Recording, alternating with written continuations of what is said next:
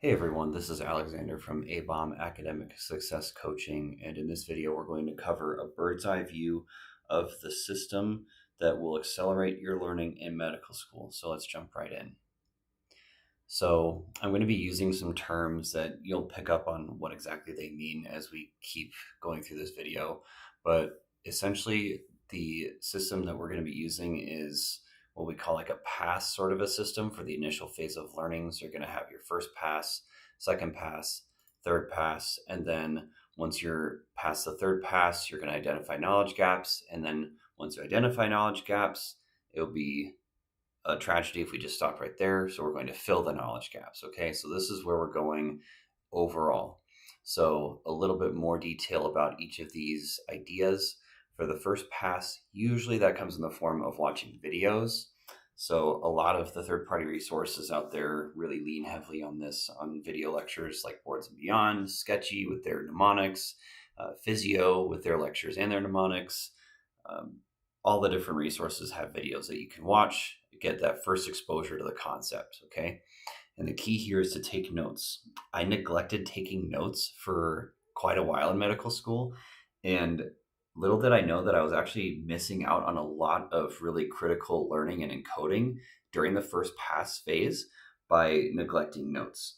So if you're not taking notes right now, I want you to pause this video, get out a piece of paper and a pen or a pencil, and make this a habit starting now, okay? They've done tons of studies about taking notes while you're trying to learn new information. So don't delay, act now, start taking notes, okay? After you do the videos and you've taken your notes and you're ready to start going through the second pass, both of these, by the way, they're usually done in the same day, okay? This is when you start doing brand new flashcards that you haven't worked through before. They're not reviews that you've seen a month ago or whatever. This is just your new flashcards. You're still really in the early learning phase of this new information. And for flashcards, there is no resource that I can recommend more highly than the On King Step Deck. Okay, guys, I'm not sponsored by On King. I've just used it myself and found how incredibly powerful it is. During my undergraduate studies, I absolutely despised flashcards. I hated flashcards. I wanted nothing to do with flashcards. And as a medical student, I still kind of feel the same way. But the reason I use OnKing is that it just freaking works, okay? So if you don't like flashcards, bite the bullet, swallow your pride, start doing flashcards from the OnKing Step Deck. You won't regret it. Also, there are tons of other decks on Anki Hub. So for us DO students, we have to learn OMM. That's not in OnKing. There's an OMM for Comlex deck on Anki Hub. There are also decks for additional anatomy that maybe isn't covered in OnKing. There are lots of really great flashcard decks on Anki Hub. So just check out what's on there.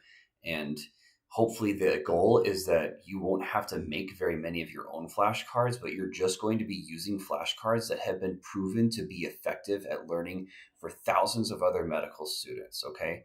So once you get through your new flashcards and you've done that initial learning phase, okay, you've done your first pass, your second pass. The third pass is really simple. It's straightforward. You just do your review cards according to the scheduler in Anki called FSRS. And what FSRS basically did is it took it was more like an overhaul of the algorithm that exists in Anki for scheduling flashcards. So what it does is effectively it reduces your overall flashcard load while still maintaining your learning status for the details that you're learning in those flashcards, okay? So I'm going to cover a video on FSRS and the things that it can do and just the basics of how to use it and make it work better for you, okay? So after this initial phase, like you saw on the previous slide, we're going to go up, or here we go. We're going to go up here and we're going to start identifying knowledge gaps, okay? And this is where resources that have question banks come in. These are resources like AMBOSS and UWorld, Scholar RX. There are other ones out there too, like TrueLearn.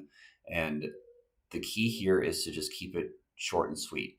Just do 5 to 10 questions at the most. Earlier on in your medical school learning, it might even be okay to just do like 2 or 3 questions when you're in your first semester and you're just getting started and you don't have a huge base of that foundational preclinical sciences knowledge. But as you go further along, you'll be more comfortable with doing 5 or 10 questions at a time, and it'll feel just a lot easier to do.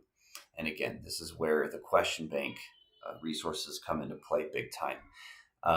I've seen some people try to use AI for this kind of stuff, and AI does have its place, and I do use AI for part of my learning, but that's more just for like cramming stuff that's not in the third party resources that get you ready for boards. Okay. As far as your main learning and what you're doing to get ready for boards and to have a solid foundation of being successful in your classes, you're going to be using these more official question banks and not AI. Okay. So after you do a quiz, just a short one, 3 questions, 5 to 10 questions, you're going to fill the knowledge gaps. And this is where you use the quiz results specifically in a very specific way that I'm going to talk about in more detail later on. But you're going to use the results of your quiz to go back and do the On King cards an additional time. Okay. Normally they're scheduled according to the FSRS scheduler, whatever, but we're going to use a specific function in Anki called a filtered deck to go through the flashcards based on the quiz results, especially questions that you missed or that you weren't totally confident about your answer and got it right just kind of by a lucky guess.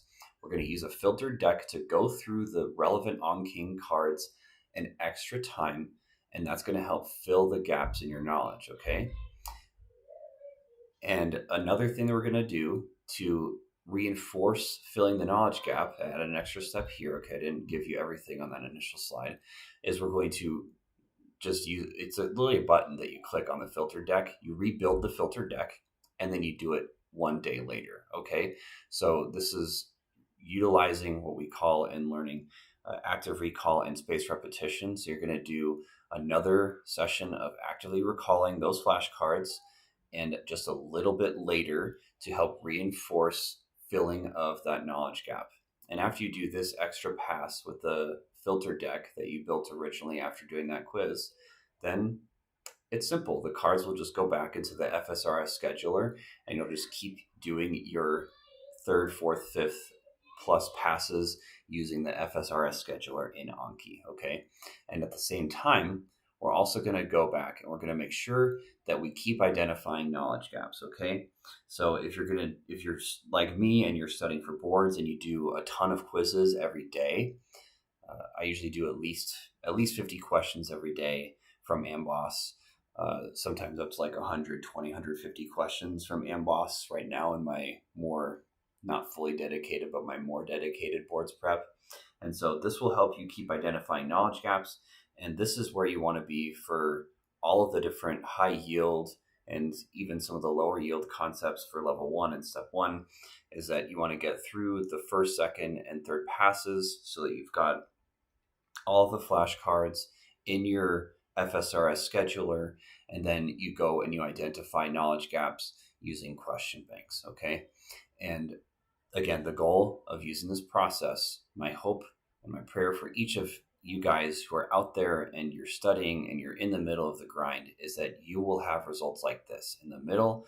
And just so you guys, if you don't know, a passing score for level 1 is 400 or higher, okay? So on my very first practice exams, I was well above passing already, even though I was in the middle of all of my classes, and my results have just gotten better, and my projected score is pretty stinking high given the passing threshold for level 1, okay? This is what I really want for you guys, to trust the system, to use it to your advantage, and to be able to not just pass your classes, but also to crush your board exams, okay? And so in the next videos, we're going to be talking about each of the steps in this process in more detail. So I'll see you guys in the next one.